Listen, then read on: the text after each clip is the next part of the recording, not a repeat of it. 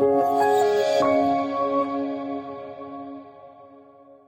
m'appelle Adrien Joly, je me présenterai peut-être un peu plus tard. Moi, ce qui m'intéresse de savoir auprès de vous, c'est est-ce que vous codez en majorité seul? Quand je dis la majorité, c'est les 3/4 du temps ou pas Ok, donc vous avez l'habitude de coder à plusieurs. C'est bien, on va prêcher des convaincus ce soir. Peut-être que vous aurez d'autres tips à partager. On va essayer de reprendre une journée type que j'ai eue pendant de nombreuses années et que je vois encore souvent quand je vais en clientèle.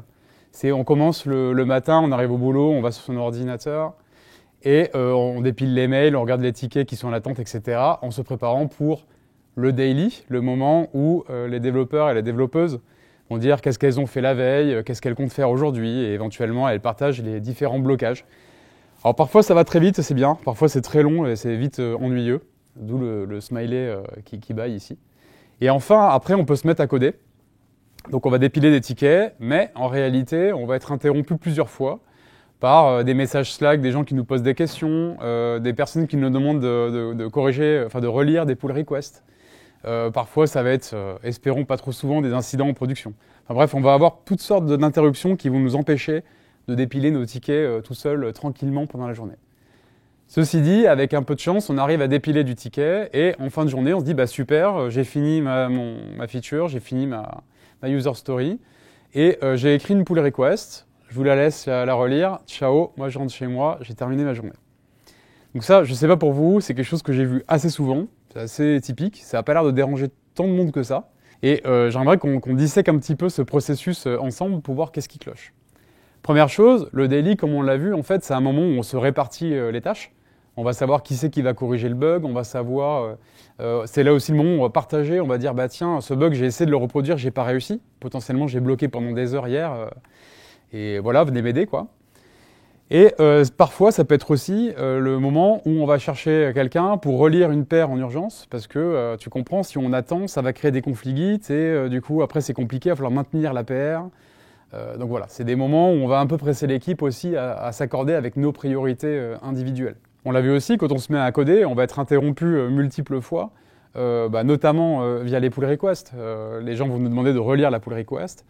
Et parfois pire, il y a du ping-pong qui va s'opérer, c'est-à-dire qu'on va commencer à discuter de manière asynchrone sur des éléments de la pull request, chose qui peut durer pendant des jours comme ça. Et là, c'est un puits d'énergie et de concentration. Et parfois pire, on a une tâche qui dépend de la réalisation d'une autre tâche, qui elle-même dépend de la réalisation d'une autre tâche. Et donc là, on part dans des tunnels qui peuvent durer des semaines comme ça. Et tout ça, ça cause ce qu'on appelle du context switch, c'est-à-dire qu'on passe notre temps à passer d'une tâche à une autre, d'une fonctionnalité à une autre, et c'est très coûteux en temps et en concentration pour faire du bon travail. Et là, généralement, votre product owner, il n'est pas content, parce que quand vous faites ça, au lieu d'attendre la réponse du collègue, vous démarrez encore une nouvelle tâche, et vous avez une colonne ou une progress où il y a plein de tickets, où c'est très difficile de sentir qu'on avance. Chose qu'on n'a pas évoquée dans ma routine habituelle de la journée, c'est que dans les pull requests, parfois, on va perdre du temps à chipoter sur des détails de préférence. Moi, cette fonction, je lui aurais donné un nom un peu plus concis, parce que là, c'est lourdeau, c'est pénible dans la code base. Ou alors, quand on va se répartir les tâches, on va avoir tendance à dire cette partie du code, c'est un tel ou une telle qui la gère le mieux, donc je propose que ce soit cette personne qui s'en occupe, et pas nous. Ça révèle un problème qui est assez important en termes de risque pour l'entreprise, c'est ce qu'on appelle le buzz factor, c'est-à-dire que si Camille, enfin la personne qui est experte sur cette partie du code, s'en va, l'équipe va pas être très sereine de récupérer ce code, qui a priori ne maîtrise pas. Et enfin, quand on est dans ce genre de processus-là, on va vouloir montrer qu'on est efficace, parce que c'est quand même assez jouissif de dépiler des tickets rapidement, avec une bonne vélocité. Et le risque auquel on va se frotter aussi, c'est le biais d'engagement, c'est-à-dire qu'on démarre un ticket, on se dit « Ah, j'ai bientôt fini !» Puis le ticket qui était censé durer une journée, il peut durer 3 jours, 4 jours, 2 semaines, etc. Parce qu'on ne peut pas perdre la face, on s'est engagé dans le truc et on se dit « Je vais y arriver !» Et quand on est en retard sur de la livraison de tâches, on peut être tenté de dire tu sais quoi, les tests, je les implémenterai plus tard, hein, le truc ça marche, c'est bon, j'ai passé assez de temps comme ça. Et en suivant ce raisonnement-là, on peut très vite arriver à une baisse de qualité, voire de la dette technique, voire votre code il devient complètement legacy et il n'y a personne qui veut bosser dessus, parce qu'on n'aura jamais pris le temps en fait, de réfléchir à comment on s'améliore, individuellement et aussi en termes de pratique d'équipe. Comment on fait pour que notre code y soit mieux, pour que nos pratiques de codage soient mieux. Ce qui nous amène à, est-ce que ça va vraiment plus vite, comme beaucoup de personnes semblent le croire, que de coder seul ? Moi, mon analyse, pour l'avoir fait pendant de nombreuses années, c'est qu'au final, coder seul, on a l'impression d'être efficace quand on a nos écouteurs et qu'on dépile du ticket, mais en réalité, on l'a vu, il y a beaucoup de coordination à cause de rituels qu'on est obligé de mettre en place, à cause du parallélisme. On reçoit pas mal d'interruptions qui aussi nous défocusent sur ces tâches en solo, des blocages, on l'a vu aussi tout à l'heure, et de la territorialisation du code qui fait que certaines personnes vont devenir expertes sur une partie qui n'est pas du tout maîtrisée par le reste de l'équipe. Et enfin, dans un cycle aussi effréné, c'est difficile de trouver le temps de se poser et dire « Ok, faisons une pause, essayons de trouver des manières de s'améliorer et de moins traîner de bugs, de régressions, etc. » Donc la conclusion, c'est coder à plusieurs, a priori, devrait régler pas mal de ces problèmes. Je vais vous donner quelques recommandations pour celles et ceux qui n'auraient pas encore l'habitude de le faire, que ce soit à 2 personnes ou plus, sur comment on s'y prend pour coder à plusieurs. Sous forme de tips, la première chose que je vous recommande de faire si vous ne l'avez pas encore fait, c'est pour débuter, choisissez une tâche qui est pas trop compliquée. Prenez une tâche un peu du tout venant, quoi. Faut pas vous prendre trop la tête. Ce qui peut être pas mal pour vous lancer, c'est de faire une tâche que personne ne veut faire. Ça serait plus motivant de la faire à plusieurs que de la faire seule. Bloquez-vous un créneau. Au début, c'est bien de commencer avec 1h30 ou 2 heures. Et si vous êtes en présentiel, réservez une salle de réunion où vous serez confortablement assis, avec si possible un bel écran un peu grand pour qu'on puisse partager le code. Faites tourner le clavier. Alors ça, c'est important parce que 2 heures, si c'est une personne qui se tape un monologue avec son clavier, qui tape du code en lisant, en récitant ce qu'elle est en train de taper, ça n'a aucun intérêt pour la deuxième personne. Et ça n'a d'ailleurs aucun intérêt pour la première non plus, puisqu'elle ne va pas bénéficier du feedback de la deuxième. Donc ce que je vous recommande, c'est de passer le clavier toutes les 5 minutes et d'utiliser un outil comme MobTime qui vous permet de faire déclencher des alarmes toutes les 5 minutes pour vous rappeler de passer le clavier aux camarades. Séparer les responsabilités, un peu comme dans le code, sauf que là c'est vraiment dans le process du pairing. Ça revient à dire qu'en fait il y a une personne, donc une manière de faire, et celle que je vous recommande, c'est une personne au clavier qu'on va appeler le pilote, donc c'est la personne qui va taper effectivement le code, et une personne qui ne touche pas le clavier et qui va être le copilote, et c'est cette personne qui va être plutôt dans la prescription de tiens, commençons par ça et faisons-le comme ça. Au début vous pouvez être très abstrait et laisser le pilote prendre de la responsabilité sur comment l'écrire. Et évidemment, vous devez adapter votre niveau de communication. Si votre pilote il est un peu en galère pour écrire ce code parce qu'il n'est pas très à l'aise avec le langage ou autre, vous pouvez évidemment mettre un peu plus de granularité dans vos indications. Ça, c'est ce qu'on appelle le strong style, quand vous avez le pilote qui écrit et le copilote qui donne des indications sur quoi écrire. Autre recommandation, c'est faire du TDD, donc Test Driven Development. Ça a un gros avantage. Alors souvent, on croit que c'est une manière d'écrire des tests. Non, la finalité, c'est pas d'écrire des tests. La finalité, c'est d'une part d'écrire du code qui va être a priori plus maintenable puisque vous commencez par l'écrire à base de tests. Et deuxième intérêt qui est vraiment important quand on bosse à plusieurs, c'est que ça rend explicite l'objectif vers lequel on va. C'est-à-dire que vous commencez par écrire un test qui vous dit notre première étape, ça va être de faire passer ce test. Donc au début, évidemment, il ne va pas passer puisque vous n'avez encore rien implémenté. Puis vous allez le faire passer au vert. Puis une fois que votre test passe, vous allez réécrire votre code pour le rendre plus maintenable. Ça, cette méthode, elle est particulièrement bien quand vous pairez parce qu'elle rend vraiment explicite la démarche de par quoi on commence, quel est l'objectif. Parce que sinon, c'est très facile de perdre le fil. Faire évoluer le format. En fait, on est tous différents, on a tous des préférences différentes. Peut-être que 5 minutes pour certains, ça marche pas très bien. Peut-être que le mode de communication, il n'est pas adapté selon les personnes avec qui on bosse.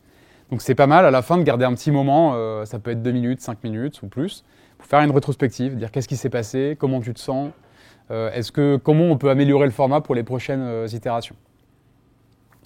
Donc ça, prenez vraiment le temps de le faire.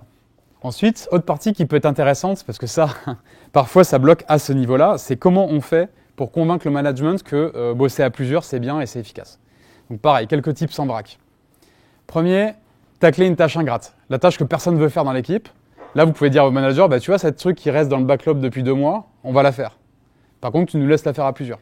Donc ça peut être pas mal, par exemple, de la documentation, mettre à jour des procédures, des trucs comme ça. Des trucs que généralement les développeurs n'aiment pas trop faire. Ça peut être un bon moyen de le tacler.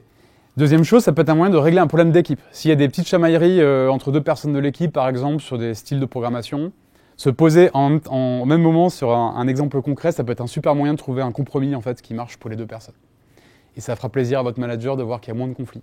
Ça aussi, si vous avez une tâche, si vous avez un cycle time un peu long, c'est-à-dire qu'entre le moment où une tâche est posée et elle va en prod, il y a trop de temps qui se passe, vous pouvez lui dire, là, si on se le fait à plusieurs, potentiellement, on va le coder, le tester, le valider et le mettre en prod dans la foulée. Donc le cycle time, il va réduire. À condition que vous commenciez évidemment par des petites tâches pas trop risquées. Au début, vous ne lancez pas sur des trucs compliqués. S'il n'est toujours pas convaincu, invitez-le. Dire on va faire le pair ensemble ou le mob programming ensemble, viens avec nous. Et ça peut être notamment utile si votre manager il a une connaissance métier qui peut être pratique pour votre tâche. Genre si vous avez plein d'interactions à avoir pour être sûr de bien mener votre tâche, ça peut avoir pas mal de valeur qui soit là. Vous pouvez le proposer aussi en team building, en particulier maintenant qu'on fait beaucoup de remote, c'est important de créer du lien en fait informel entre les gens. Et coder ensemble, ça peut être un super moment pour créer ce lien-là. Je vous remercie pour votre attention et j'ai hâte d'entendre vos questions. Notamment, je précise, si vous voulez passer freelance et vous n'êtes pas trop sûr de ce que ça vaut le coup pour vous, peut-être que Shodo sera un bon moyen de faire ça. Je pourrais vous faire un retour d'expérience là-dessus. Tu as parlé de remote et juste avant, tu as parlé d'une salle.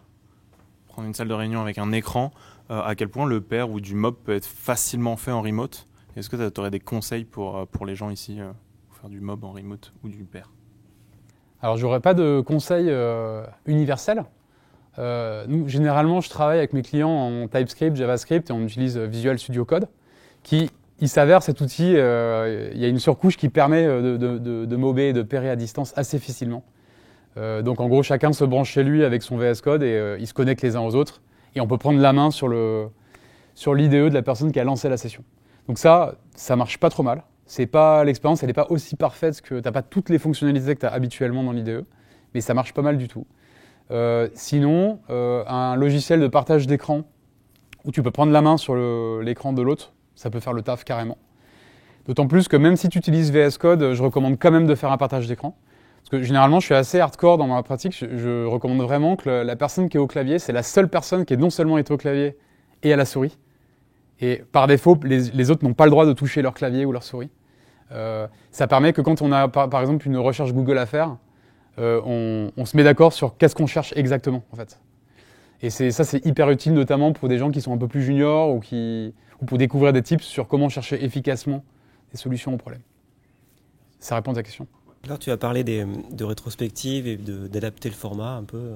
Est-ce que tu as des exemples de formats différents que tu as déjà pratiqués? Alors, ouais, j'en ai quelques-uns. Généralement, moi, ce que j'observe, c'est les changements de durée. Par exemple, on a essayé 5 minutes, 10 minutes, et on finit par trouver un sweet spot avec les personnes avec qui on bosse. En rétrospective aussi, il est arrivé qu'on nous dise « Ouais, la recherche Google devant tout le monde, c'est relou ». Et ça, c'est pas grave. Hein. Dans ce cas-là, on peut tout à fait dire... on peut soit déléguer la recherche à quelqu'un d'autre, qui vienne ensuite nous ramener ses résultats, soit on peut laisser les gens individuellement faire leur recherche. L'important, c'est qu'au final, la séance soit productive. Donc, et pour que ça marche, il faut vraiment que toute l'équipe se sente dans un climat de sécurité psychologique, où tu ne seras pas jugé parce que tu t'es emmerdé, par exemple, ou tu ne seras pas jugé si jamais tu dis qu'un tel t'a coupé la parole. Le but, c'est que tout le monde se sente bien dans les sessions à venir. Un truc que je rencontre assez souvent, surtout au bout d'un moment à force d'en faire, c'est qu'on a des tâches finalement, enfin même dans une grosse tâche, il y a des moments en fait où il n'y a pas de valeur ajoutée à être à 3 à 4 sur la tâche. Et souvent, soit les gens perdent de l'attention, soit ils disent bon voilà on arrête le mob et du coup on passe à autre chose. Mais du coup pour le relancer c'est plus chiant parce que tout le monde est parti faire ses trucs. Et je voulais savoir si tu avais peut-être des conseils ou des astuces là-dessus, parce que c'est un truc que je rencontre de temps en temps et que j'ai du mal à gérer en fait. Alors malheureusement, ce genre de cas m'est pas encore arrivé. Enfin, peut-être heureusement d'ailleurs, tant mieux. La suggestion que je pourrais donner, c'est juste de donner une date, une heure à laquelle reprendre le mob par défaut, quitte à le redéférer s'il le faut.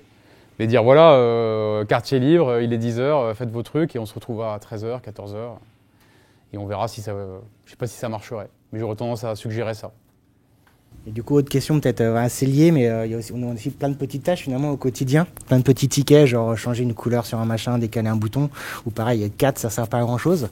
Du coup, si tu es en mob tout le temps, en fait, pareil, comment tu arrives à répartir ces tâches-là? Parce que si quelqu'un commence à faire cette tâche-là et du coup il n'est pas disponible pour le mob, parce que du coup vous avez des gens qui vont et qui viennent sur les sessions de mob programming, ou est-ce que quand vous définissez un moment, on part en mob et c'est verrouillé pendant 2 heures Alors là, pour répondre à ta question, je ne serais pas le meilleur exemple parce que pour l'instant, les équipes dans lesquelles je bosse, on fait du mob partiel et décidé. C'est plutôt des petits créneaux qui sont alloués à ça dans la semaine. Ce n'est pas du tout la situation par défaut. Donc je ne saurais pas te répondre à cette question. Par contre, j'ai des confrères qui font du mob full-time.